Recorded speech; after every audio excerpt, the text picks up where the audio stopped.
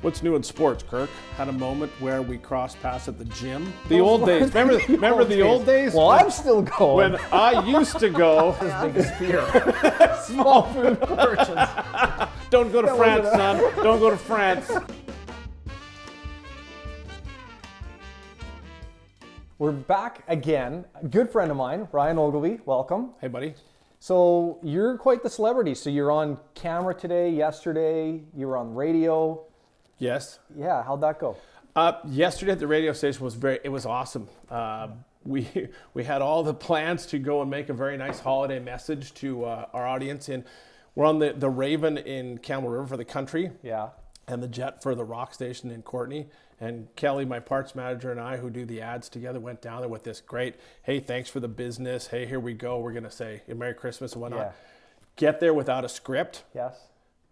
You were like brain dead, silence. Drawing blanks. Couldn't even think for the life of us what to say. We looked at the producer guy who was recording us, and he's like, I can't believe that. No, you not having anything to say, but anyways, okay. I think it's sometimes when you're trying to say a specific message and you want to word it the right way so people get the right message, you try and say something proper instead of just, hey, it's Ryan. Thanks for everything. It's great. See ya. Well, yeah, I guess so. I mean, you have to do that, and you do video as well. You're on Instagram. Your videos are really good. People like them, but it's like you just have to do it because.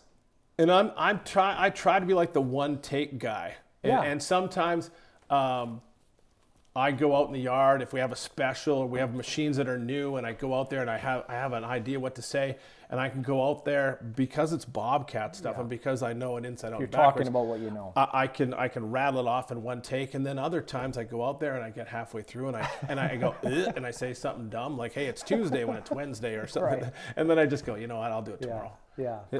Okay. Well, very good. Well, okay. So proper introduction. You've got your business, Bobcat of Comox Valley. You guys have been running now for how long since you opened your doors up there? We incorporated the business in March of 23. We opened our doors in June of 23. Yeah. So we're about 2.5 years of running. Yeah, congratulations. It's been phenomenal. We have a great crew up there. I think we got 9 or 10 employees now. So wow. from the four of us to the more of us now, we have two mechanics and soon to be more. Plans for growth in the spring. So for right now, we're doing what needs to be done, taking after the Comox Valley and Camel River. Okay. So yeah, it's been really great. So you're just gonna like saturate that market, take it over, and then grow from there. It's funny, when I first started selling Bobcats a long time ago, I thought, I'd sell like 10, 15 Bobcats. Everybody would have one, it'd be over. We sell about 100 machines a year, every year. Wow. And so if you think after 28 years of selling, that's a lot. It's a lot of machines that have been bought and sold. And it's funny because like any other tool, anybody who's in the Bobcat business, they keep them for 3 or 4 years and they trade them and get new ones. Yeah. So it's not just a one and done kind of business. Yeah. So it's been pretty good. If there's like anything I could do in the world, it would just be run a Bobcat. It's just so fun. That's like one of my most favorite things to do. Well, I could tell you that selling Bobcats is probably my most favorite thing to do. Cool. Running a Bobcat dealership, not necessarily the best thing I've ever done. I lack the experience to do it, but I'm learning. I'm learning on the fly. So you transitioned from sales. You were in sales for how long? 25 years. 25 years. Yeah, worked for the same company. And then transitioned into, now you got the whole business. So but you prefer the sales side of it? That's kind of your wheelhouse? You know what? I'm going to tell you, what we're doing right now at your podcast is what I do for a living. Yeah. I meet with people. We talk about what's going on, what their needs are, and sort of budget sort of numbers. And if we can fulfill the need to help them do their jobs better, then we do it. Yeah. Well, that's cool. I mean, that's sales, right? And I think sales skills is one of those things that once you learn how to sell and can make those connections with people, like you can pretty much do anything, right? So, and you've got that. People like you, and I always say, like, when I'm training other agents and we're talking, like, when you leave the conversation, if the person that you were dealing with after you walk away, if they're saying, man, that was a nice person, or man, I like them, they're so nice, I'm like, then like you're there, like you've got that. So I agree 100%. The relationship that you build with people, even like you and I over the years, our first meeting, I guess we can go into that. So how did we first meet? How'd that happen? How did we first meet? Well, I was going from Bobcat sales to house sales. Right. And I had 2 properties side by side in Columbia Beach. And I wanted to sell one, and I thought, like everybody else, I'm not paying that realtor that big fee. I'm going to list this myself. Greedy realtors. And so I put it on for sale by owner on wherever it was. I can't even remember back in those days. Probably like Kijiji or Craigslist. Something like that. And it was awful. People phoned and asked questions, and they wanted to know all sorts of stuff. And I'm like, I'm a Bobcat salesman. Why am I doing this? And then this guy called me up. Out of the blue, maybe text or called or something, and said, "Hey, my name's Kirk Walper. I'm a realtor, and maybe there's something I can do to help you sell your house." Right. Yeah, I was new to town, didn't know anybody. And I said to Chrissy, my wife, I said, a realtor just called me and asked if he could come over and look at the property and maybe make some suggestions to see how we could sell the house quicker. She's like, "What'd you say to him?" I said, "Well, see you in a little while." I mean, what would you say? I mean, what the heck? I mean, because I was dealing with the old guard realtors here in town. The let's put the sign up in the front yard, wait for 2 weeks, and someone will come and buy it. And at that point, when in the market, it just wasn't happening. The things were just sitting there. And I had been engaged with a couple other realtors whose kids played hockey with my kids, and it was just one of those things like friends helping friends. And the thing sat there until you came along. And the rest is history. Got the house sold relatively quickly, I think, if I remember right. It went pretty smooth. And then from there, we were involved actually quite a bit not growing up. Our kids grew up together, Lexi and Jocelyn, and then you were involved with hockey, and so I get the rink lots. And then we had a moment where we crossed paths at the gym. Oh yeah. The old days. Remember the old days? Well, I'm still going. When I used to go, and Kirk still goes, and Kirk is my hero because he makes these little quips every once in a while about dedication. About keep going even when you don't want to go. And I fell out of my truck. Long story short, cracked 4 ribs. It took me out of being able to go to the gym, and then got back to the gym finally. Hurt my shoulder. 3 months of recovery from my shoulder, and I'll even be honest with you. I went back to the gym about a month ago, 3 weeks ago. My key fob didn't work. And I'm like, someone trying to tell me something here. And so I phoned the next day. I went back, got a new key fob, and I had all the best plans in the world. I had my gym strip lined out, everything ready to go. Yeah, I didn't pull the trigger. Haven't been back since. Well, you know what? There was only 3 of us at the gym this morning, so there's lots of room for it. Good to know. Good to know. Not much has changed. Middle of December at 5 a.m. There's not too many of us there. Yeah, no, it was great. It was great to be there and to see people and to have that dedication. And dude, you're killing it. So I'm super proud of you. Well, I keep going. It's like it is. I just find the habit, the consistency, that routine for me is key because. And I was thinking yesterday, like. That voice we have in our head, and I swear, like my voice in my head is like some world-class salesman that can sell me on anything except what I actually want to do. Like, you and I have the same voice. Oh man, it's crazy. Yeah. So you've been selling Bobcats a long time. What are you must come across some crazy things, and you make a lot of the deliveries. You go deliver the machines direct to the customer. Like what's the craziest thing that's ever happened with a customer or like on a delivery, or where have you gone? How far have you gone, like out in the sticks? Like what's happened? I've been all over BC delivering machines. Yeah. We have territories that we sell into. And so we try and stay focused on our territory. The neatest thing I've ever done is I sold a Bobcat to Canadian Electric Vehicles. Oh, okay. And I was thinking about it the other day. You asked me some questions about what's happened with electric stuff. Well, this was a long time ago. I don't know if you know Randy Holmquist. He owns Canadian Electric Vehicles. Okay, I know of him, yeah. And he bought a Bobcat S530, which was a regular medium-sized Bobcat. Yeah. He pulled the engine out of it, put a battery pack in it. Oh, really? Made one of the first kind of electric with still hydraulic fluid. So it took the engine out, put an electric motor in, powered the hydraulics, and they shipped it to one of the owners of Google in the Bahamas or the Caribbean or somewhere down there.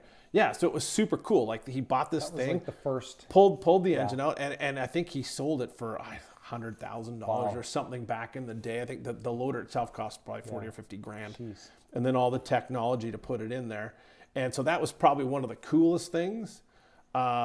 one of the scariest things is I don't know if you know where Pemberton is, Goldbridge. Yeah, all I the mean, I know area where it is. up where that Yes. is. Yeah. I was delivering a Bobcat to Tyax Mountain Resort for snow clearing in the wintertime. And I was driving up there, and the road was a little not very good, I'll just say. Yeah. And there's some switchbacks on the gravel road. And the truck, I went around one of the corners, started going up one of the inclines, and the tires were still going forward, and the truck trailer and everything was started going backwards down the hill because it was icy under the snow.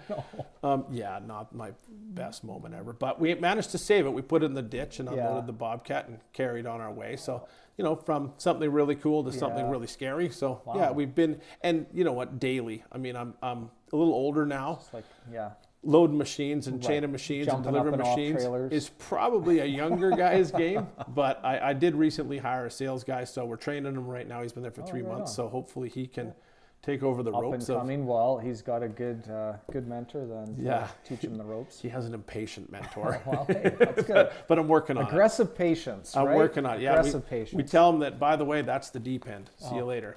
Yeah, sink or swim. Here we go. That's the only way to go, really. Like, why not?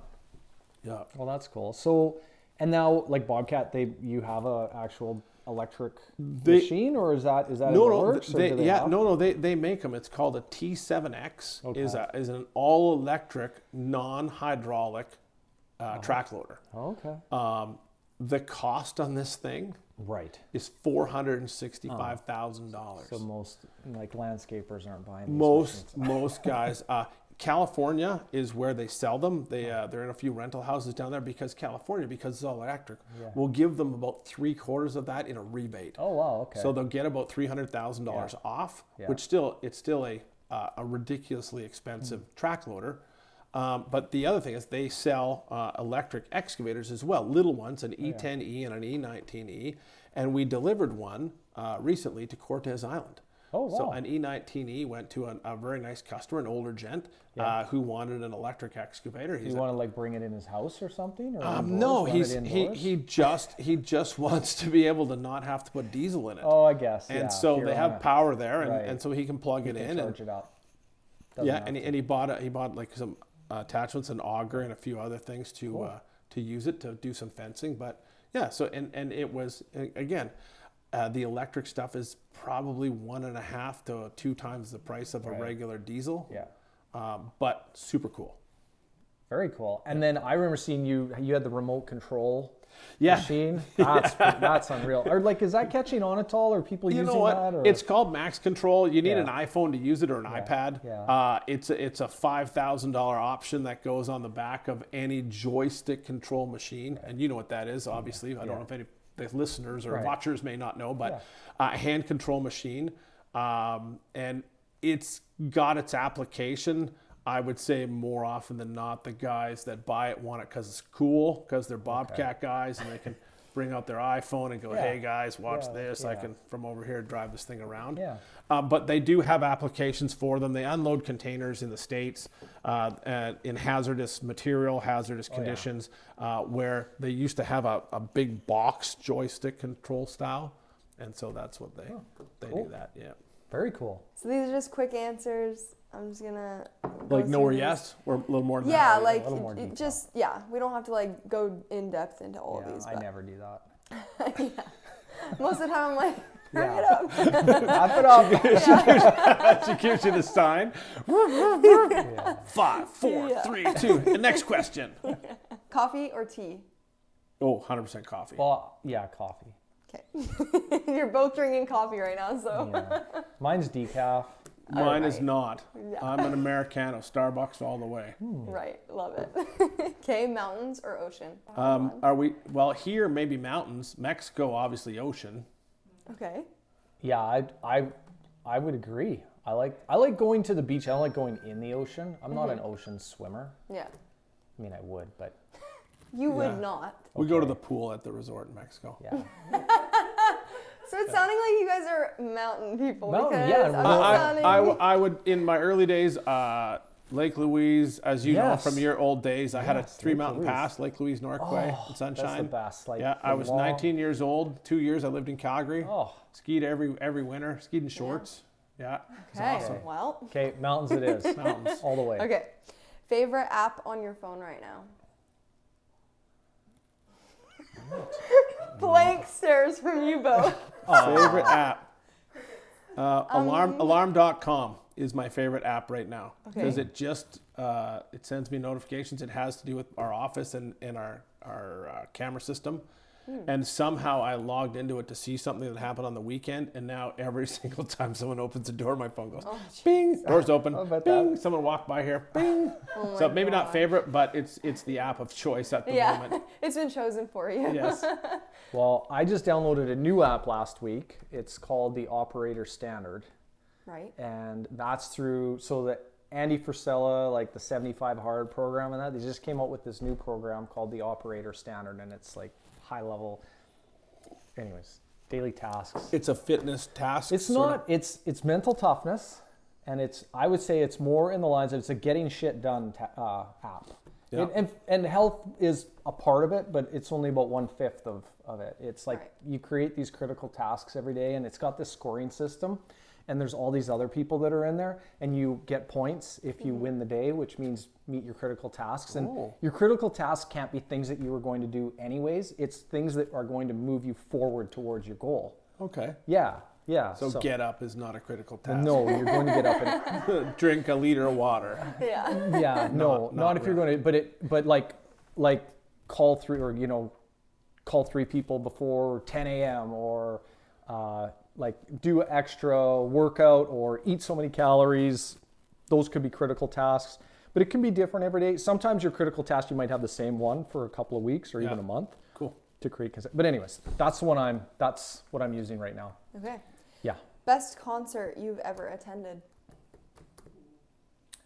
I don't have a lot of concerts, but maybe like In Excess way back in the day in the 80s. Where was that? At Coliseum. I think one of the coolest ones I've been at was just last summer, that Nickelback concert out at Lake Cowichan at the Laketown Ranch there. Yeah, that was we had and the reason why is the backstage experience there was way better than any other. Well, you may have had an in there, yes? Well, we do have an in. We do have an in to get, but typically what happens when we're at a concert and you're at a stadium or hockey arena, and so the backstage is actually down under in like the dressing rooms. Yes. And there's media and everybody's trying to get at the band and it's just chaos, and so you never get to talk to them, and it's not relaxing, and there usually is an open bar and some food, but it's like everybody's down there. But this summer at Laketown Ranch, they had a backyard camp out set up with fake turf and all these couches, and anyways, it was awesome. Yeah. So you just got to go back and hang out with them. They were like regular people. We just talked to them like normal people, like like friends from Hannah. So that's awesome. That's cool. That was really cool. So the concert was, but the backstage. Oh, the show was awesome too. But like we rode in on the tour bus or on the bus with the band, and we had a police escort, and like we got there, and then we got out. And then we chilled for however long. Then when they started playing, we got preferred seating, which was so cool. And then we had specific instructions. Halfway through their last set, we were to beeline it for the bus so that we could get police escort back out of there. And yeah, it was pretty intense. Like when we were and there was security, and they were like, go, go, go, and they shut all the traffic, and then. Wow. So it's cool. Yeah, anyways, that's a very long story for a short question. Yeah. It's okay. No, that was excellent. Now I know. Next summer, if you're going to another concert, I'll give you my number. You know who to call. Okay, dog person or cat person? Dog person. Dog. I think I'm allergic to cats. I have. We have one dog and 3 cats, and Mojito is obviously my favorite, our chocolate lab. But I also was picked by Maddie, one of our cats, that every time I sit down, she sits on the couch beside me. Oh, anybody else sits down, she just looks at them like, and waits for me. So, but dogs. So you're definitely pet household. I'm a pet, yeah. Cool. All right. Speaking of pets, biggest pet peeve. Gee, These are good questions. Pet peeve. Pet peeve, like what bugs So me? what annoys me? Yep. Yeah. The list is long. I'm trying to think if it's personal, if it's work. Yeah, it could be anything. Just in general, having to explain myself more than once. Yeah, that That's can be pretty annoying. annoying. When you ask somebody to either do or show you something or get something done, and you look at them and they're looking at you like you're deer in the headlights, and they know what they're supposed to be doing. Sounds like you. No. You. Well, I always, whenever you say like pet peeve, what was Austin when he said small food portions? That was his greatest that was fear. his biggest fear. That was his growing up. biggest fear. Small food portions. Don't go to France, son. Don't go to France. Yeah. Oh my goodness. Oh, okay. That's not a pet peeve. I guess his pet peeve would be still small food portions. Going Yeah. somewhere and there's no food. Yeah. I think for me, well, the first thing that comes to mind is like being late for stuff. I like being on time or Yeah, a little bit that's early. fair. Yeah. But at the same time, not too early. Like the people who show up an hour early, that's a problem annoying too. We speaking of that, funny little story. Alex, my sales guy, said to me, "We need to be somewhere," and I was only half listening, and he said 3:30, and I thought he said 3. So at 10 to 3, I said, "Well, let's go," and he's like, and I'm like, "Well, come on, we gotta go." So we get there and we go to the site where the customer is, and the customer's looking at Alex and looking at me, and like, basically says like, "What are you doing here? Like, I still got another half an hour worth of a meeting to go through, and I told you to be here at 3:30, and I'm like, that was me. That was me. Oh, no. Yeah. He was not happy that we were early. Well, I went to the wrong house one time, so ended up listing it, but It all works out. Yeah. yeah, they called again this year. I'm gonna help them buy another house, Yeah, there you Well, go. that's good. so it all worked out. But anyway, Movie theater or streaming at home? Ooh, that's a depends question. Okay. Yeah.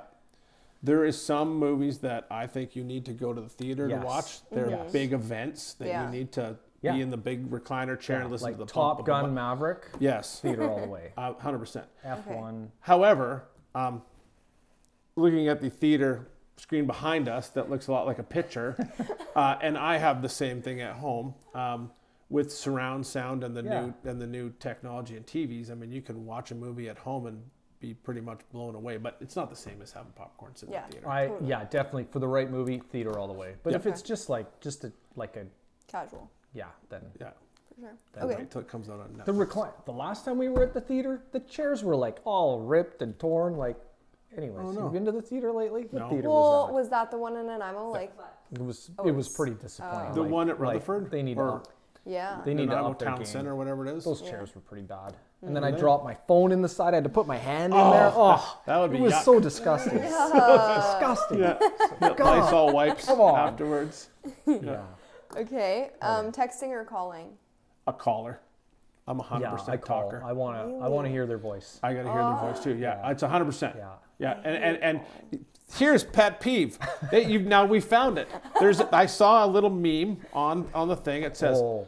"Call somebody." I texted him. It said, "Please call." The guy's little guy's getting a little mad. Please call. He goes, "Yeah, I sent him an email." Oh, yeah. And the last one says, "Just call." It says, "I sent him a Google Meetings invite," and I mean, because for me, when it comes the same as Kirk, when you're presenting something to a person, you need to hear the or the Yeah. hey, Yeah. and it so helps.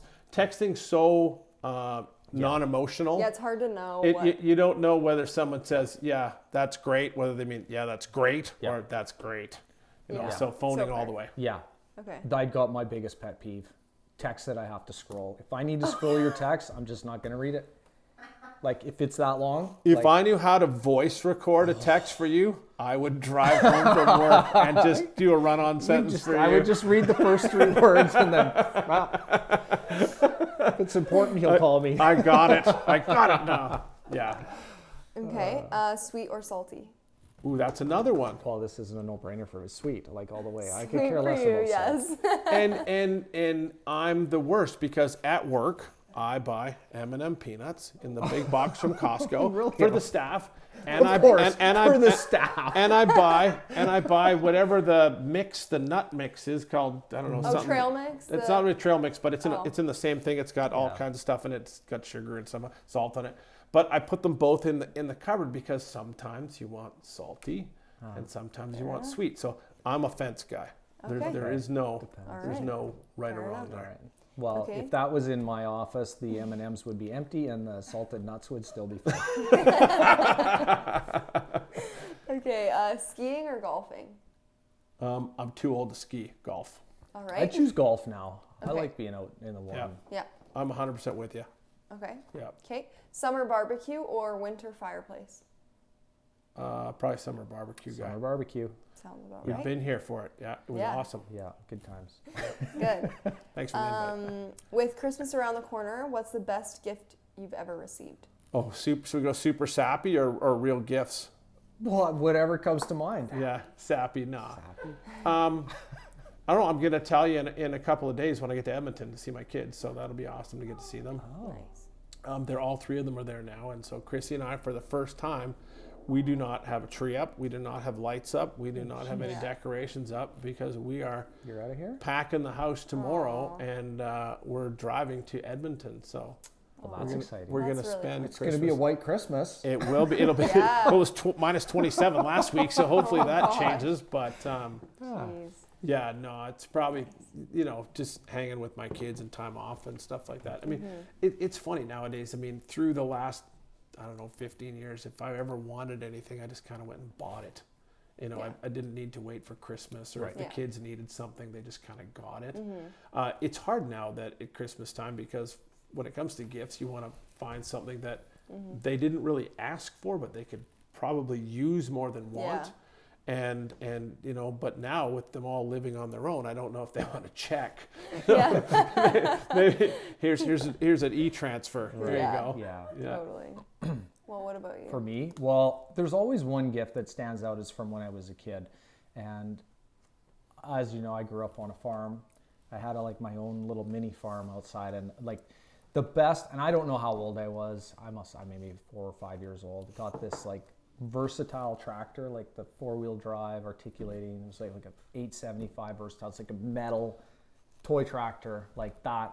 I had that thing for, anyways, wore it out, but That's awesome. that was the best gift ever. Yeah, and I even know what a versatile tractor is. I remember seeing that thing at the dealership, and it was I'd make my dad we'd have to stop there just so I could, they had one that you could play with, and so, anyways, That's awesome. that stands out, but Okay. that's not nearly as. Well, no, but I mean, it's. I mean, He's like, I'm maybe- happy to spend it with kids. And I'm You're like, maybe, all I maybe, remember maybe is this last toy, year. this Well, toy maybe last tractor. year was Heartless. those rotten kids. They're just sucking the life out of me, but not having them here and having spent the last couple of years on something new at the dealership and having the kids gone, and Chrissy and I had an exchange student with Jossie, and then nothing. Right. So Then all of a sudden it's the house is right. What are you doing with the pets? Cherie's gonna come look after Chrissy's mom. Okay. Nice. Yeah, she's gonna come look after them while we're Okay. gone. Well, cool. Well, that sounds exciting. That'll be a big trip. The Walper I Wisdom, had a isn't Walper it? Isn't it Wisdom. Wednesday Walper Wisdom? Isn't that what We changed it. we changed it now? We just Yeah, it's consistency. Stay I consistent. had something really good this morning when I was. Why don't you write these things down? You say this every week. Yeah. You want it? Here, I'll give You you. got something? No, it's not wisdom, but it's about writing things down. So we started our company is called Ardent Equipment, Okay. ARDENT, and it means passionate. And Chrissy came up with the name. Yeah. And I thought that's great because I wanted to start with an A, just so it's at the top of the list all Triple the A time. Aardvark. Right, and so she says it should be Ardent Equipment because Ardent, Ardent yeah, means passionate, and that's what you are. You've always been that way. In the middle of the night, I wake up, Chrissy, get a pen. She's like, it's 2 a.m. I'm like, get a pen. She's like, what? I got this thing. I want you to write down. And it was a thing. It was about the company. It's Ardent Equipment. We're passionate about the equipment we sell, Yeah. the customers we serve, and the community that we work in. And that's what ardent equipment means. That's what it means. And so she wrote this down, and I have it now on the wall of my office. Aww. Ardent equipment means passionate, and that's exactly who we are and what we do. And so it's just like, write things down. Yeah. It's hard. Well, you've done that before, where you've written something down in the middle of the night. You got and I wake up and I have no idea what it is. Figure out what I don't the write heck it. it meant. I grab my phone and I put it into my calendar, and then the next day, as a reminder, comes up with these random, and I'm like, what in the hell? Like, what does that mean? What does that mean? I love that. Yeah. But well, that's cool. That's passion. You're living the dream. We are, yeah. And like I said, I mean, selling Bobcats I haven't had to work a day in 28 years. Yeah, but you get up and you do it, right? In spite of everything else. So I think that's what the Walper wisdom will be today, is like, you just got to get out there and do it in spite. You may get off track a little bit. Just correct and continue. Yeah. Right. No, I couldn't agree more. It's there's days when you think, why am I doing this? Yeah. And then you think back to the time when things were going really well, and what did I do to make things better?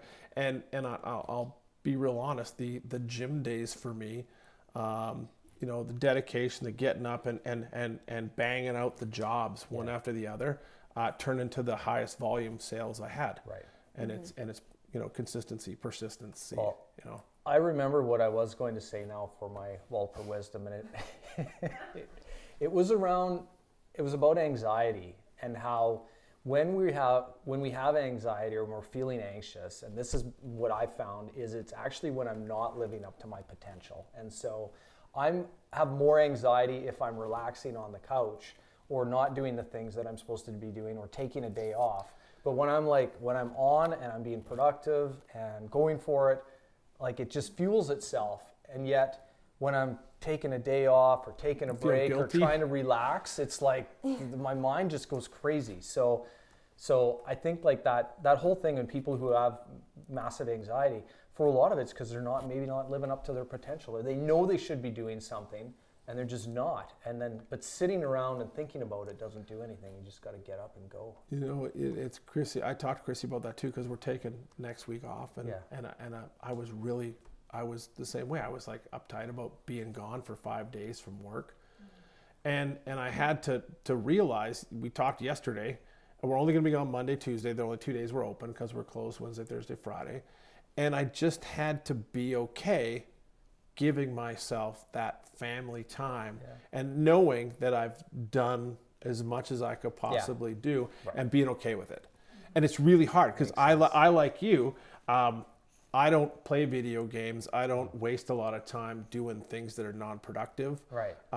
I like to, at home, do quotes, look up what's going on in the company, and as well as spend time with Chrissy, of course. But I don't have time. Like, guys, like, I was playing Call of Duty last night. I was with all my buddies online. I was doing all this stuff, and I'm like, where do you find the time? Because I don't have that time. I mean, if I need to go to the gym, it needs to be at 5 a.m, because there's no other time to go. Yeah. Otherwise, other things get in the way. Yeah. Yeah. Okay. Very true.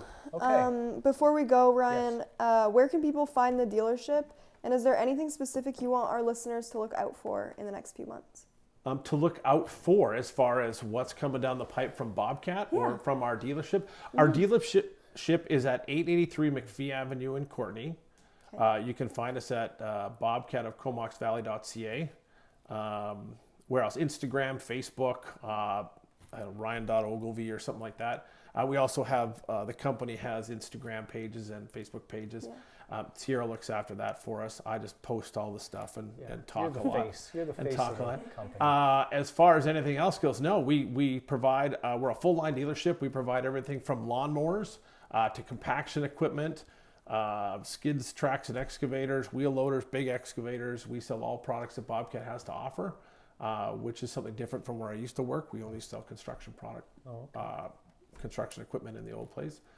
But yeah, and coming down the pipe, not too much. Like right now is the time, if anybody wants to buy something right now until the end of the year, the Street Rate Blitz is on. Huge savings on skids, tracks, and excavators. Nice. as I heard somebody say when I did one of my little things, I'll take the T450. Yeah, I need a toy. I can find some dirt. I think you got a smiley face back from me. Thanks for the positive comments. Move a pile of dirt from here to there. I would do that. Yeah. Just dig around. Yeah. Yeah. But no, I thank you guys for asking me to come. It's been amazing. I was having a good time watching some of your other podcasts and wondering what it was going to be like to be here. But it's super comfortable and it's nice. So I appreciate being here. It is fun. Well, thank you for coming, and thank everybody that watches for watching. And yeah, that's it. Well, have a Merry Christmas, Ryan. Have a great trip out to Edmonton. Yeah, thanks. Yeah. And Merry Christmas and Happy New Year to everybody that's watching and to the Walper family. Yeah. And I appreciate you guys inviting me. Okay. Right on. All right. That's it. That's a wrap.